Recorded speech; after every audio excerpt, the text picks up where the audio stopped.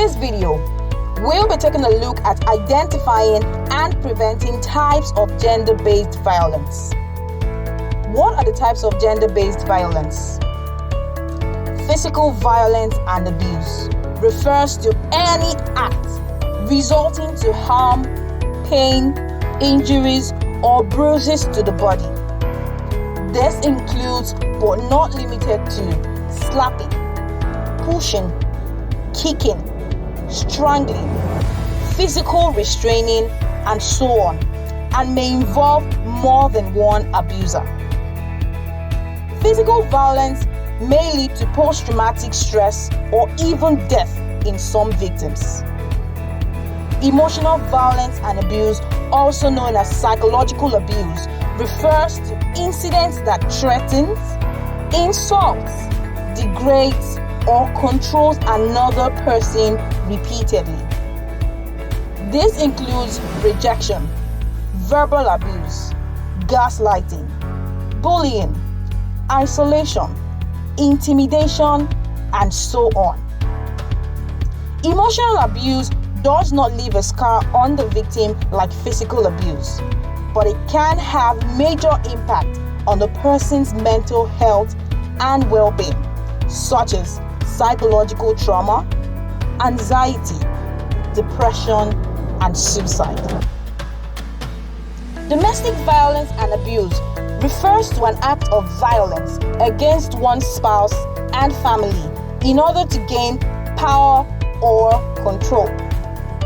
This type of violence may include other types of violence. Mostly women and children have been shown to be victims of this type of violence, but men are not exempted. However, social stigma has led to low reportage and less cases of domestic violence in men.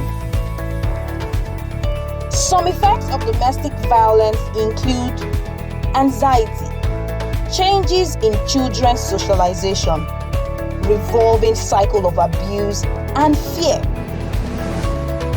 Intimate partner violence, IPV, refers to any behavioral act that can cause harm to partners in relationships and may not require sexual intimacy. This is similar to domestic violence, but IPV occurs in relationships like dating, cohabiting, separated, and even marital relationships, while domestic violence occurs only in marital relationships. In IPV, both partners can be violent, known as reciprocal violence, such as in situational couple violence, violent resistance, and mutual violence control. Or one partner is violent, known as non-reciprocal violence, such as intimate terrorism. Effects of IPV include, but not limited to, anxiety, post-traumatic stress disorder, depression, and death. Sexual harassment refers to an unwelcome sexual behavior that is offensive, humiliating, or intimidating. Sexual harassment can occur in different social settings such as workplace, home, educational or religious institutions, and the perpetrators may be strangers or close acquaintances. Sexual harassment may be direct or indirect. Direct sexual harassment can be quid pro quo, which means this for that. It refers to seeking sexual favors or advances in exchange for benefits. Or hostile work environments, which involves conditions of work or behavior towards a female worker, which makes it unbearable for her to be there. In this type of harassment, the worker is not promised or denied anything, but unwelcome sexual harassment occurs simply because she is a woman. Indirect sexual harassment refers to when a third party makes a joke out of an individual's sexual life or activity. An example is sharing information about a colleague's sexual life. Sexual assault refers to an act in which a person touches another person intentionally without the other person's consent, or a person coerces or physically forces another person to engage in a sexual act against their will.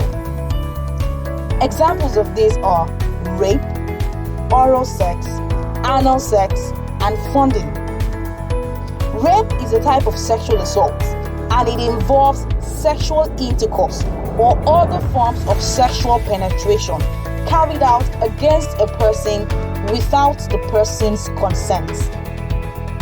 Rape may be against a person who is incapable of giving valid consent, such as someone who is unconscious, incapacitated, or has an intellectual disability, or below the legal age of consent.